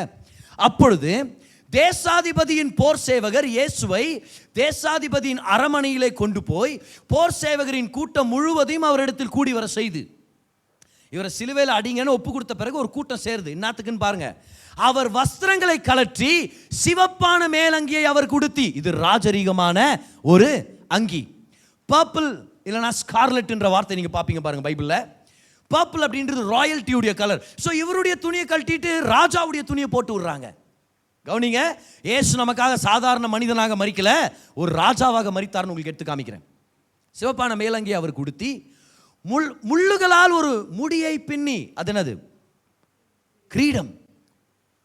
ஏன் கிரீடம்? ஏன்னா எல்லாரும் அவரை ஒரு ராஜான்னு பரியாசம் பண்ணிட்டு இருக்கிறாங்க. அத்தான் ராஜாவுடைய துணி, ராஜாவை போல ஒரு கிரீடத்தை செஞ்சு அவர் சிரசின் மேல் வைத்து, அவர் வலது கையில் ஒரு கோலை கொடுத்து, ஏன்னா ராஜா கையில் செங்கோல் இருக்கும் இல்லையா, அது ஒரு கோலை கொடுத்து அவருக்கு முன்பாக முழங்கால் படிட்டு யூதருடைய ராஜாவே வாழ்க என்று அவரை பரியாசம் பண்ணினார்கள். வாரினால் அடிச்சு, உடம்பை கிளியத்தக்க அடிச்சு, ரத்தம் சிந்தப்பட்டு, ரத்தம் சரீரத்திலேருந்து ஆல்மோஸ்ட் எல்லா ரத்தத்தையும் அவர் இழந்து 24 மணி நேரம் சாப்பிடல, தூங்கல, தண்ணீரை குடிக்கல, உடம்பே பலவீனப்பட்டு சிலுவையில் தொங்க போது மனுஷ ரூபமாக கூட தெரியலையாம் பாரு. அவர் ஏதோ ஒரு கரியை அடிச்சு தொங்க போட்ட மாதிரி இருந்துச்சு அவரை பார்க்கறதுக்கு. ஏசாயா தீர்க்கதரிசி சொல்றாரு, யாரும் அவரை மனுஷன் கூட நினைச்சு பார்க்கலையா. அந்த 2 திருடங்க வேணா அழகா டீசெண்டா இருந்திருக்கலாம், ஆனா ஜீசஸ் பயங்கர கொடூரமா அடி வாங்கிட்டார், உடம்பே கிழிஞ்சு போயிடுச்சு. சிலுவையில் அவரை பற்றி ஒரு பலகையில் எழுதி போட்டிருக்கிறாங்க பாருங்க. அப்படியே 37 வசனத்தை படிங்க. 27-37 பாருங்க. அன்றியும் அவர் அடைந்த ஆக்கினையின் முகாந்திரத்தை காண்பிக்கும் பொருட்டு இவன் யூதருடைய ராஜாவாகிய இயேசு என்று எழுதி அவர் சிரசுக்கு மேலாக வைத்தார்கள். இப்ப நமக்கு தெரிய வருது, இது இவங்களுடைய விளையாட்டு. ஆனா கர்த்தர் இதை வச்சு ஒரு செய்தியை கொடுக்கிறார். இயேசு மரித்தது சாதாரண மனிதனாக இல்ல, ஒரு ராஜாவாக மரித்தார். இப்ப யூதரின் ராஜான்றது ஒரு அடையாளம் தான். அதை விட மேல அவர் ராஜாதி ராஜாவாகவும் தேவாதி தேவனாக இருக்கிறார், 2ஆம் ஆதாமாக இருக்கிறார். அப்ப இயேசு சிலுவையில மரிக்கும் போது வெறும் ஒரு சாதாரண மனுஷனா மரிக்கல, உலகத்தின் ராஜாவாக மரித்தார். இப்ப நீங்க சொல்லுங்க, ராஜான உடனே அவர் ஒரு தேசத்தையே அவர் பிரதிபலிக்கிறவரா இருக்கிறார். உலகத்தின் ராஜானா உலகத்தையே ரெப்ரசன்ட் பண்றவர். அப்படின்னா எல்லாரும் கவனிங்க, ஒரு தேசத்து ராஜா மரிக்கும் போது யோசுவா அவனை தூக்கி அடக்கம் பண்ணார். ஏன்? அந்த தேசத்து சாபம் இஸ்ரவேல் மேல வரக்கூடாதுன்னு. 5 தேசத்து ராஜாக்கள் சாகும்போது அந்த ராஜாக்களை ஏன் அடக்கம் பண்ணார் சாயங்காலத்துக்குள்ள? அந்த 5 தேசத்து மேல இருந்த சாபம் இஸ்ரவேல் மேல வரக்கூடாது. இப்ப நீங்க சொல்லுங்க பார்க்கலாம், ஒரு தேசம் 2 தேசம் 5 தேசம் இல்ல, உலகத்தின் அத்தனை தேச ஜனங்களுடைய சாபத்தை சுமக்கிறதுக்காக தேவாதி தேவன் ராஜாதி ராஜாவாக நமக்காக சிலுவையில் அறையப்பட்டார்னா இப்போ எத்தனை சாபம் அவர் மேல இருக்குது? உலகத்தின் ஒட்டுமொத்த சாபம் அவர் மேல இருக்குது. எல்லாம் சொல்லுங்க, மனுக்குலத்தின் சாபத்தை அவர் சுமந்து தீர்த்தார். எல்லாரும் கை உயர்த்துங்க பார்க்கலாம், அப்படியே கையை சுத்துங்க பார்க்கலாம். எல்லாரும் சொல்லுங்க, மனுக்குலத்தின் சாபத்தை அவர் சுமந்து தீர்த்தார். இப்ப நமக்கு தெரியுதா இயேசு ஏன் அடக்கம் பண்ணப்படணும்னு சொல்லி? பாருங்க, இயேசுவின் மரணத்தை பத்தி நம்மளுக்கு நிறைய கேள்விப்பட்டிருக்கிறோம், வெளிப்பாடுகளை பெற்றிருக்கிறோம். இயேசுவின் உயிர்த்தெழுதலை பத்தி நிறைய கேள்விப்பட்டிருக்கிறோம், வெளிப்பாடுகளை பெற்றுக்கொண்டிருக்கிறோம். ஆனா இன்னைக்கு நம்மளுடைய சர்ச்சில் முதல் தடவையாக அவர் அடக்கம் பண்ணப்பட்டதுக்கான மிக முக்கியமான காரணத்தையும் வெளிப்பாட பெற்றுக்கொள்றோம். ஏன் தெரியுமா இயேசு கிறிஸ்து அடக்கம் பண்ணப்படணுமா இருந்துச்சு? ஏன்னா மரத்திலே தூக்கப்பட்ட எவனும் தேவனால சபிக்கப்பட்டவனா இருக்கிறாரு. அவர் அடக்கம் பண்ணப்பட்டாதான் அந்த சாபம் ஜனங்க மேல வராது. எல்லாரும் என்ன கவனிங்க, இயேசு உலகத்தின் அத்தனை சாபத்தை சுமந்து தீர்த்ததுனால அவர் அடக்கம் பண்ணப்படும் போது இனி உலகத்தில் அவரை நம்புற ஒருத்தர் மேலையும் சாபம் வராதுன்றது கேரண்டி ஆயிடுச்சு. ஹalleluya, come on. புரிஞ்சுக்கிட்டவங்க பெற்றுக்கொள்றவங்க நல்லா நன்றி செலுத்துங்க. எஸ், ஹalleluya. பக்கத்துல இருக்கவங்க பார்த்து சொல்லுங்க, சாபம் உங்க மேல வராது, அது அவர் சுமந்து கொண்டார். பாருங்க, மத்தேயு 27:57 நம்ம பார்க்கிறோம். சாயங்காலத்துக்குள்ள அவர் அடக்கம் பண்ணி ஆகணும். சாயங்காலமான போது இயேசுவுக்கு சீஷனும் ஐஸ்வர்யவானுமா இருந்த, என்ன அருமையா கர்த்தர் கொடுத்திருக்கிறார் பாருங்க. அப்ப இயேசுவுக்கு சீஷனா இருக்கிறதும் அதே நேரத்தில் ஐஸ்வர்யவானுமா இருக்கிறது நல்லது. கர்த்தர் அதை அங்கீகரிக்கிறார். இயேசுவுக்கு சீஷனும் ஐஸ்வர்யவானும். நம்ம எல்லாரும் அப்படி இருக்கணும்னு கர்த்தர் ஆசைப்படுறாரு. இயேசுவுக்கு சீஷனும் அப்படின்னா தரித்திரத்தில் வாழணும், பாடுபட்டு ஒன்றும் இல்லாமல் வாழணும்னு அர்த்தம் இல்லை. அவருக்கு நீங்கள் சீஷராக இருந்தீங்கன்னா உங்களை ஐஸ்வர்யவானா மாற்ற அவர் வல்லவராக இருக்கிறார். இயேசுவுக்கு சீஷனும் ஐஸ்வர்யவானுமாய் இருந்த யோசேப்பு என்னும் பேர் கொண்ட அரிமத்தையா ஊரான் ஆகிய ஒரு மனுஷன் வந்து 58ஆம் வசனத்தை பாருங்க. பிலாத்துவின் இடத்தில் போய் இயேசுவின் சரீரத்தை கேட்டான். அப்பொழுது சரீரத்தை கொடுக்கும்படி பிலாத்து கட்டளையிட்டான். தன்னுடைய சொந்த கல்லறையிலேயே பாருங்க, யோசேப்பு அந்த சரீரத்தை எடுத்து துயதான கரெக்டாக அது அப்படிதான் படிக்கணும் மற்றது இல்லையா, மெல்லிய துப்பட்டியிலே சுற்றி தான் கண்மலையில் வெட்டியிருந்த தன்னுடைய புதிய கல்லறையிலே அதை வைத்து கல்லறையின் வாசலில் ஒரு பெரிய கல்லை புரட்டி வைத்து போனான். இயேசுடைய அடக்கம் எவ்வளோ முக்கியம் பார்த்தீங்களா? நம்ம மேலே சாபங்கள் எதுவுமே வரக்கூடாதுன்றதுக்காக இயேசு கிறிஸ்துவானவர் தன்னுடைய அடக்கத்தை பற்றி நமக்கு ரெக்கார்ட் பண்ணி வச்சிருக்கிறாரு. இன்னைக்கு இங்கே இருக்கிற அத்தனை பேர்கிட்டையும் ஆவியானவர் ஞாபகப்படுத்துறதுக்காக தான் இந்த பிரசங்கத்தை கொண்டு வந்தார். நீங்கள் ஒருத்தருமே, தேவ பிள்ளையா இருக்கிற நீங்கள் ஒருத்தருமே, தேவனுடைய ஜனங்களாக இருக்கிற நம்ம ஒருத்தரும் சாபத்து கீழே வரப்போறதில்லை. ஏன்னா நம்மளுடைய அருமையான மீட்பர் இயேசு கிறிஸ்து நமக்காக பாவங்களை சுமந்து மரித்தது மட்டும் இல்லை, சாபங்கள் நம்ம மேலே வரக்கூடாதபடிக்கு அடக்கம் பண்ணப்பட்டவராக இருக்கிறார். He was not just carrying your sins by the death on the cross, he was also buried that the curse may not come upon us. சாயங்காலத்தில் அவர் அடக்கம் பண்ணிட்டாங்க. ஏன்? அவர் மேலே வந்த உலகத்தின் ஒட்டுமொத்த சாபமும் நம்ம மேலே இனி வரவே கூடாதுன்னு. அப்படின்னா அர்த்தம், உலகத்தில் பல்வேறு சாபங்கள் இருக்குது. உலகத்தில் எந்த சாபமாக இருந்தாலும் அதில் ஒரு சாபத்தை கூட கர்த்தர் மிச்சம் வைக்கல. அத்தனை சாபத்தையும் கர்த்தர் சிலுவையிலேயே தீர்த்து விட்டார். நம்ம மேலே அது வர்றதுக்கு அதுக்கு அதிகாரம் இல்லை. ஹல்லேலூயா. புது புது சாபத்தெல்லாம் கண்டுபிடிப்பாங்க பாருங்க, புது புது வியாதி கிருமிகளை கண்டுபிடிப்பாங்க, புது புதுசாக பேர் வைப்பாங்க. ஆனால் கர்த்தர் சொல்கிறாரு, அதை பற்றியெல்லாம் நீ கவலைப்படாத. உலகத்தில் எந்த திக்கிலிருந்து திசையிலிருந்து சாபம் வந்தாலும் வியாதி வந்தாலும் அது உன்னை அணுகாது. ஏன் தெரியுமா? உனக்காக நான் மரிக்கும் போது ஒரு சாதாரண மனுஷனா மரிக்கல. ஏன்? யூதர்களுக்கு மட்டும் ராஜாவா மரிக்கல, எல்லா தேசத்துக்கும் ராஜாதி ராஜாவாக நான் மரிச்சேன். அப்படின்னா என்ன அர்த்தம்? உலகத்தில் இருக்கிற அத்தனை சாபங்களையும் நான் ஏற்றுக்கொண்டேன். மரிச்சது மட்டும் இல்லை, நான் அடக்கம் பண்ணப்பட்டேன். ஏன்? நான் அடக்கம் பண்ணப்படலைன்னா இந்த சாபம் அப்படியே உங்கள் மேலே வந்திருக்கும். ஆனால் நான் அடக்கம் பண்ணப்பட்டதுனால சாபம் உங்கள் மேலே வர முடியாது. 3 நாளுக்கு அப்புறம் இயேசு உயிர் திறந்தார் பாருங்க. ஒரே ஒரு சாபத்துடைய அடையாளமும் அறிகுறியும் இல்லாமல், பாவத்துடைய ஒரு அறிகுறியும் ஒரு அடையாளமும் இல்லாத மாதிரி கர்த்தர் வெளியே வந்தார் நமக்காக. இன்னைக்கு நம்ம அத்தனை பேரும் கர்த்தர் சொல்லிட்டு இருக்கிறார், நான் மரிக்கும் போது நீ மரிச்ச சிலுவையில் உன் மேலே வர வேண்டிய சாபத்தை நான் சுமந்துட்டேன். நான் அடக்கம் பண்ணப்படும் போது உன் மேலே சாபம் வரக்கூடாதபடிக்கு நான் அடக்கம் பண்ணப்பட்டேன். இன்னைக்கு நான் உயிர் திறந்திருக்கிறேன்னா நீயும் ஒரு உயிர் திறந்த ஜீவனை நீ வாழணும். சாபத்தை பார்த்து பயந்து, பலவீனத்தை பார்த்து பயந்து, வியாதியை பார்த்து பயந்து ஏதோ ஒரு குகைக்குள்ள ஒளிஞ்சிருக்கணும்னு இல்லை. ஏசு குகையிலேருந்து வெளியே வந்தார். நம்மளும் பயத்தின் குகையிலேருந்து வெளியே வருவோம், நம்மளும் வியாதியின் குகையிலேருந்து வெளியே வருவோம், நம்மளும் பலவீனத்தின் குகையிலேருந்து வெளியே வருவோம், பண கஷ்டத்தின் குகையிலேருந்து வெளியே வருவோம். இயேசுவின் நாமத்தில் இயேசு வெளியே வந்துட்டார்னா நம்மளும் வெளியே வருவோம்னு அர்த்தம். அவர் தான் நம்முடைய பிரதிநிதியாக இருக்கிறார். இன்னைக்கு யார் மேலேயும் சாபம் இல்லைன்றது நல்லா தெளிவாக ஞாபகம் வச்சுங்க.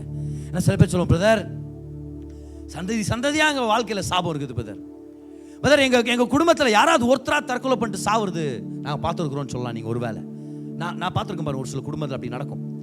பிரதர் சந்ததியாக என் குடும்பத்தில் மட்டும் யாரோ ஒருத்தருக்கு கல்யாணம் ஆகாது பிரதர், என் குடும்பத்தில் மட்டும் யாரோ ஒருத்தருக்கு பிள்ளை பெறாது, எங்கள் குடும்பத்தில் மட்டும் யாராவது ஒருத்தர் டிவோர்ஸ் ஆயிடுவாங்க, எங்கள் சந்ததியில் மட்டும் பிரதர் விபச்சாரம்ன்றது அப்படியே எங்கள் சந்ததியில் வந்துட்டே இருக்கு பிரதர். எப்படி பிரதர் இது?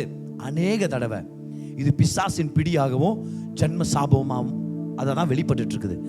ஆனால் இயேசு கிறிஸ்துக்குள்ள வந்த உடனே கர்த்தர் ஒரு சாபத்தையும் விட்டு வைக்கல. நான் சொல்றேன், ஜன்ம சாபத்தை கர்த்தர் விட்டு வைக்கல. நீங்க புது ஜன்மம் ஆயிட்டீங்க. அதனால தான் சொல்றேன், யாராவது உங்களை பார்த்து என்ன ஜன்மம்னா நீங்க சொல்லுங்க புது ஜன்மம். நான் அருமையான பதில் பாருங்க இந்த நேரத்தில். புது ஜன்மம் இயேசு கிறிஸ்துவின் ரத்தத்தினால I have become a new generation. இத்தனை வருஷம் பிரதர் எங்க வீட்டில் நாங்கள் ஏழைகளாக தான் பிரதர் இருந்திருக்கிறோம். நான் சொல்றேன், இயேசுவின் ரட்சிப்பை நீங்க பெற்றுக்கொண்டு ஆசீர்வாதத்தின் பிரசங்கத்தின் வெளிப்பாடை பெற்றுக்கொண்டீங்கன்னா அந்த தரித்திரம் உங்களோட முடியுதுன்னு சொல்றேன். இயேசுவின் நாமத்தில் ஐஸ்வர்யம் நிறைஞ்சு தலை நிமிர்ந்து நல்லா வாழும்படி கர்த்தர் ஏற்படுத்துவார். ஹல்லேலூயா. கம் ஆன் பிரதர், காலாகாலமா எங்க வீட்டில் ஒரு வியாதி, நான் சொல்றேன் உங்க சந்ததியில் அது மாறட்டும் இயேசுவின் நாமத்தில். நீங்க பிடிச்சுங்க. I'm going to be the chain breaker in my life. என் சந்ததிக்கு நான் தான் சங்கிலியை உடைக்கிறவன், நான் தான் சந்ததியை மாத்துகிறவன். கர்த்தர் என் மூலமா என் குடும்பத்தின் திசையவே மாற்றுவார். ஹல்லேலூயா. ஒரு நாள் வரும் பாருங்க, உங்க பேரன் பேத்திங்க சொல்லுவாங்க, எங்க சந்ததியில் எப்பவுமே இப்படி தான் இருந்தோம், ஆனா எங்க தாத்தா அவனு உங்க பேர் சொல்லுவாங்க பாருங்க, எங்க பாட்டி சர்ச்சுக்கு போனாங்க, அந்த இடத்துல இயேசு நல்லவர்னு சொல்லி கொடுத்தாங்க, அங்க இயேசு ஆசீர்வதிக்கிறவர்னு சொல்லி கொடுத்தாங்க, அங்க உன் மேல சாபம் வேலை செய்யாதுன்னு சொல்லி கொடுத்தாங்க. நல்ல வேலை எங்க பாட்டி தாத்தா நம்புனாங்க. இன்னைக்கு பார் நான் கோடீஸ்வரனா இருக்கிறேன். உங்க பிள்ளைங்க சொல்லுவாங்க, சொல்றேன், இன்னைக்கு பார் நான் வல்லமையான பிரசங்கியாரா இருக்கிறேன். இன்னைக்கு பார் உலகமே என்கிட்ட கடன் வாங்கிட்டு போகுதுன்னு சொல்லுவாங்க உங்க பிள்ளைகள். அட நம்புறவங்க நம்புங்கப்பா, பெற்றுக்கொள்றவங்க பெற்றுக்கொள்ளுங்க. இது நடக்கும் இயேசுவின் நாமத்தில். நான் சொல்றேன் ஆரம்பிச்சிருச்சுன்னு சொல்றேன். நமக்குள்ள இது ஆரம்பிச்சிருச்சு. ஜன்ம சாபம் இருக்கு பிரதர். ஒரு சில பேருக்கு அது ஒரு பெரிய இது, ஏன்னா அது பார்க்க முடியல, பயமாகுது. ஜன்ம சாபம்ன்றது ஒரு ஐடியா, அதை we are not able to see இல்லையா? தாத்தா பண்ண தப்பா, கொள்ளு பாட்டி பண்ண தப்பா தெரியலையே. ஜன்ம சாபம்னு அலறிடுறது. ஐயோ ஜன்ம சாபம் இருக்குதாக்கும் என் வீட்டில், என்ன பண்ணுறதுன்னு தெரியல பிரதர். அவர் ஜெபம் பண்ணி சொன்னார், பிரதர் என் வீட்டில் ஜன்ம சாபம் இருக்குது. நான் சொல்கிறேன், கர்த்தர் ஜன்ம சாபத்தை எத்தனை தலைமுறைக்கு உடைச்சிருக்கிறாருன்னு நினைக்கிறீங்க? அன்றைக்கி ஒருத்தர் சொன்னார், பிரதர் 4 தலைமுறைக்கு உடைச்சார் பிரதர் அவர், நீங்கள் ஒரு 10 தலைமுறைக்கு உடைங்கன்றார். நான் சொல்கிறேன், நான் உடைக்கிறதுக்கு இங்கே வரல. இது கட்டொடிக்கிற ஜபமோ நெட்டொடிக்கிற ஜபமோ இல்லை. இது ஒரே ஜபம். கட்டு உடைக்கப்பட்டதை பிரசங்கிக்கிற இடம், விடுதலை ஆக்கப்பட்டதை சொல்லி கொடுக்குற இடம், சுவிசேஷத்தை பிரசங்கிக்கிற இடம். கர்த்தர் எவ்வளவு தூரத்துக்கு பதில் என் சாபத்தை ஓட்டார் தெரிஞ்சுக்கணும்னு ஆசைப்படுறீங்களா? சரி விட மாட்டீங்க மாத்துறது என்ன இன்னைக்கு? சரி காமிச்சிடறேன் பாருங்க. நான் பாருங்க யோசுவா 3:16 பாருங்க. எவ்வளவு தூரத்துக்கு கர்த்தர் சாபத்தை உடைச்சாருன்னு பாருங்க. 4 சந்ததி 10 சந்ததி இல்ல, எவ்வளவு தூரத்துக்கு உடைச்சிருக்கிறான்னு பாருங்க சாபத்தை. உடன்படிக்கை பெட்டி இயேசு கிறிஸ்துவுக்கு அடையாளம். வனாந்திரத்தில் இருக்கிற இஸ்ரவேலின் ஜனங்க கானானுக்குள்ள போகணும், ஆனா நடுவுல யோர்தான் நதி இருக்குது. உடன்படிக்கை பெட்டியை சுமந்துட்டு வந்து யோர்தான் நதியில நிக்கிறாங்க. தண்ணீர் கட்டாகுது, ஒரு நிலம் தெரியுது, அந்த நிலத்தின் வழியாக அப்படியே தரையில நடந்து கானானுக்குள்ள வந்து சேர்றாங்க. உடன்படிக்கை பெட்டி யாருக்கு அடையாளம்? கமான் சபையை சொல்லுங்க, இயேசு கிறிஸ்துவுக்கு அடையாளம். யோர்தான் நதியில் அந்த பயணம் இயேசுவின் சிலுவை மரணத்துக்கு அடையாளம். அங்கேயே நின்னது அவருடைய அடக்கத்துக்கு அடையாளம். கவனிங்க, நல்லா கவனிங்க. உடன்படிக்கை பெட்டியை சுமந்துக்கிட்டு யோர்தான் நதியில நிக்கிறாங்க. தண்ணீர் எங்க கட்டாச்சு தெரியுமா உங்களுக்கு?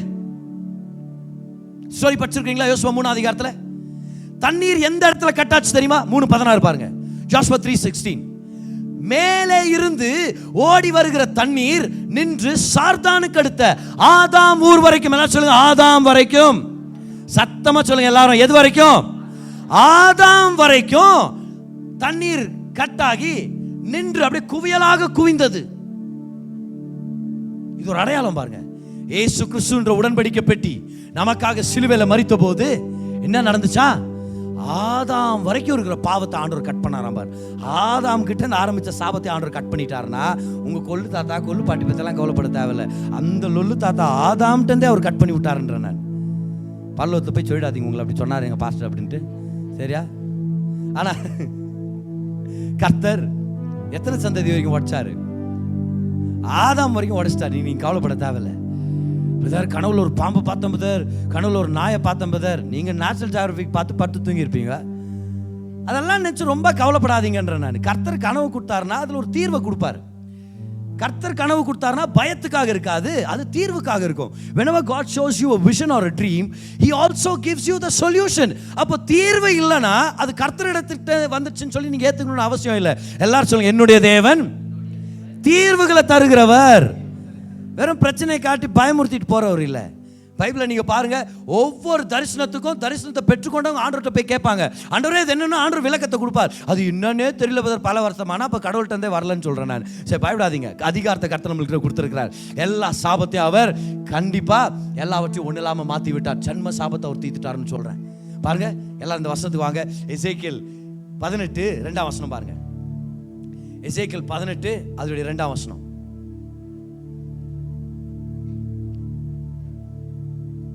பிதாக்கள் திராட்சை காய்களை தின்றார்கள், பிள்ளைகளின் பற்கள் கூசி போயின என்னும் பழமொழியை நீங்கள் இஸ்ரவேல் தேசத்தை குறித்து சொல்லுகிறது என்ன?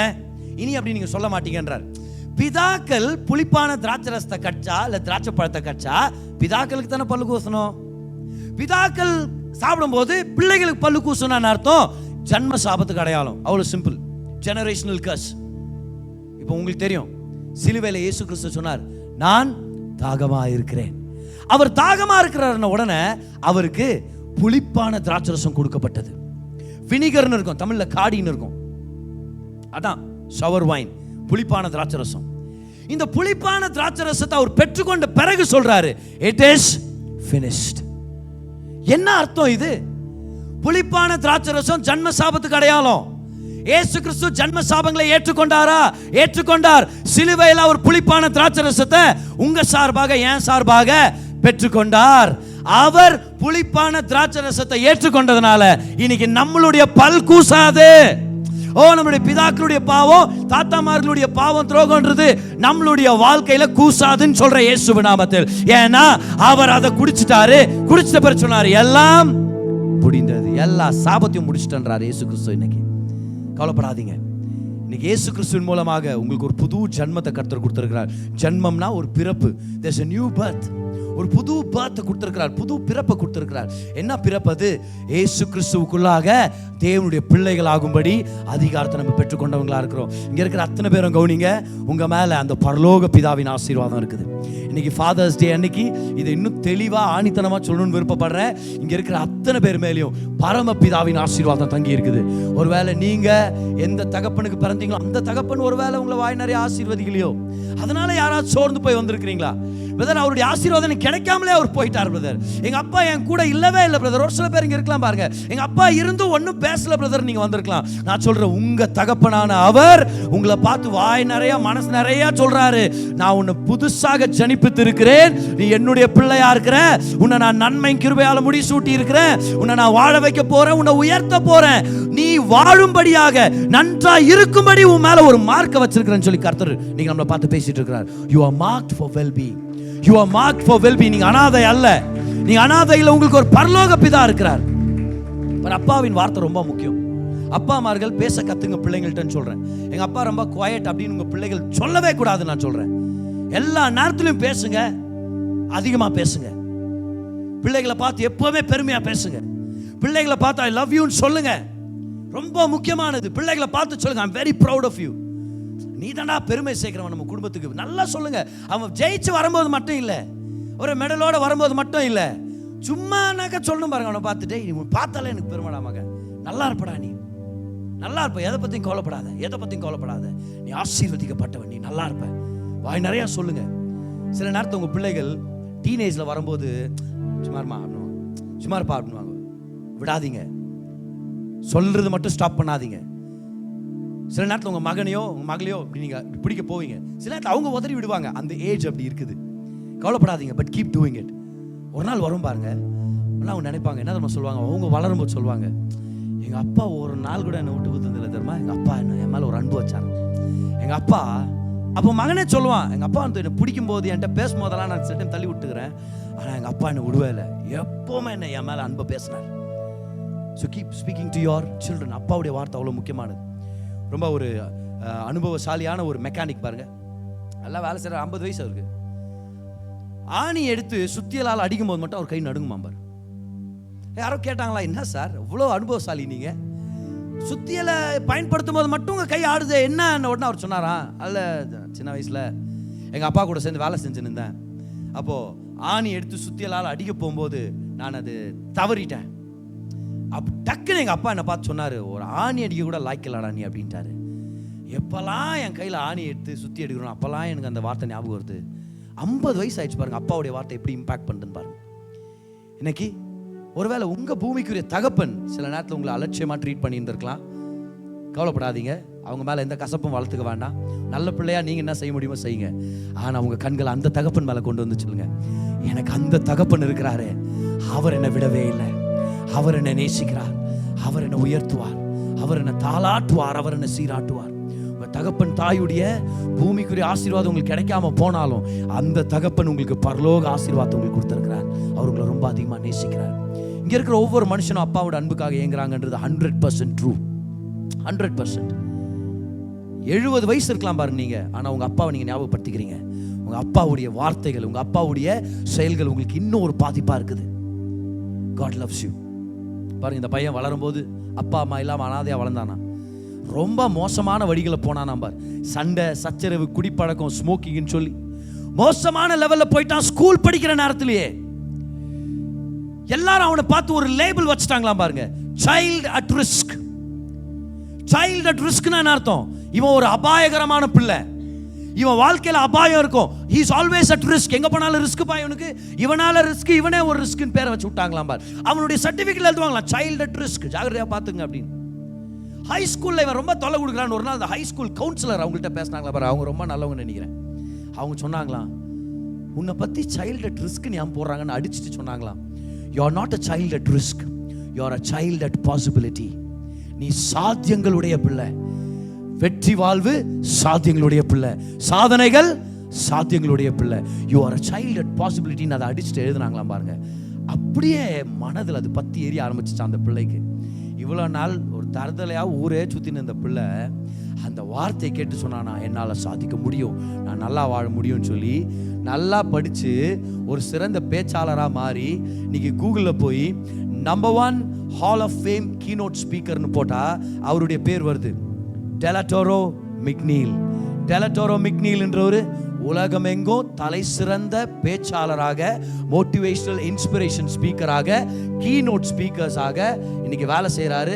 அதான் சொல்லிட்டு பாருங்க, ஆச்சரியமா இருக்குது. வேர்ல்ட்ஸ் நம்பர் 1 keynote speaker ன்னு சொல்றாங்க.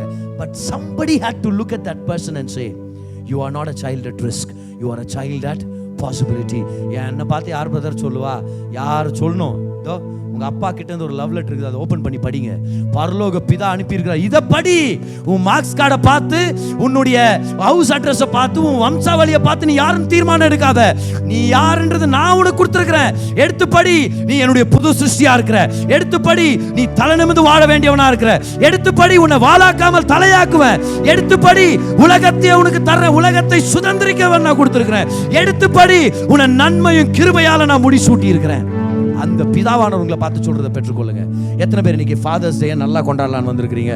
அந்த பிதாவானவர்களை பார்த்து சொல்லிட்டு இருக்கிறாரு, நீ அழிந்து போவதற்கென்று குறிக்கப்பட்டவன் இல்லை, நன்றாய் வாழ்வதற்கென்று குறிக்கப்பட்டவன். ஹல்லேலூயா. இது அத்தனைக்கும் காரணம் யாரு? நம்மளுடைய அருமையான மீட்பர் இயேசு. அதனால சபையாக வாங்க, எல்லாரும் நல்லா கரங்களை தட்டி அந்த இயேசு கிறிஸ்துவுக்கு ஒரு நன்றி செலுத்தலாமா? என்னோட அருமையான வார்த்தை, தேவன் தம்முடைய ஜனங்களுக்கு சுகத்தை கொடுக்கும்படி, செழிப்பை கொண்டு வரும்படி, சமாதானத்தை கொடுக்கும்படி அவருடைய பிரசங்கிக்கப்பட்ட வார்த்தையை பயன்படுத்துறார். இந்த பிரசங்கம் உங்களுக்கு ஒரு தீர்க்க தரிசனமான வார்த்தை கொண்டு வந்திருக்கோம் அப்படின்னு சொல்லி நான் நம்புறேன். உங்களுடைய தேவைக்கேற்ற மாதிரி கர்த்தர் உங்களோட பேசியிருப்பார், உங்களை பலப்படுத்தி இருப்பார். நம்ம ஜெபிக்க போறோம். அதுக்கு முன்னாடி இந்த விஷயங்களை ஞாபகம் வச்சுங்க. தேவன் நல்லவர், அவர் உங்க மேல கிருபையா இருக்கிறார். நீங்க நல்லா இருக்கணும்னு சொல்லி அவர் விருப்பப்படுறார். உங்க வாழ்க்கையில நடக்கிற சகல காரியங்களையும் நன்மைக்கு எதுவாக அவர் திருப்பிட்டு இருக்கிறார். வாங்க ஜெபிக்கலாம். பிதாவே, உங்க தயவுக்காக நன்றி செலுத்துறோம். இந்த செய்தியை கேட்ட உங்க பிள்ளையை நீங்க தொடுங்க, ஆசீர்வதிங்க, நன்மையால நிரப்புங்க, பலத்தால நிரப்புங்க. அவங்களுக்கு என்ன தேவை இருக்குதுன்னு உங்களுக்கு தெரியும் ஆண்டவரே. மகிமையின் ஐஸ்வர்யத்தின்படி அந்த தேவைகளை சந்திங்க. உங்க குடும்பங்களை ஆசீர்வதிங்க, வழி நடத்துங்க, தொழில் ஆசீர்வதிங்க. ஒரு நன்மையிலும் குறைபடாதபடிக்கு நிறைவான ஆசீர்வாதங்களால் நிரப்புங்க. இன்னும் பல நன்மையான காரியங்களை செய்வீங்கன்னு எதிர்பார்க்கிறோம். பலப்படுத்துங்க. இயேசுவின் நாமத்தில் ஜெபிக்கிறோம் பிதாவே. ஆமென், ஆமென்.